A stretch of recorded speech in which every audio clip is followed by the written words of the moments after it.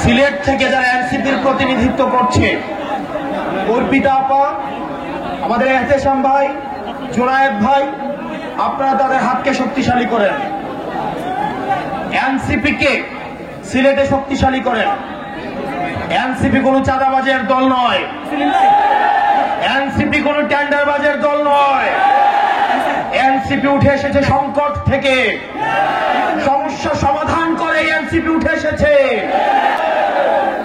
আমরা আপনাদেরকে প্রতিশ্রুতি দিচ্ছি, এনসিপির নেতৃত্বে ক্ষমতা জনতার হাতেই আমরা ফিরিয়ে দিব।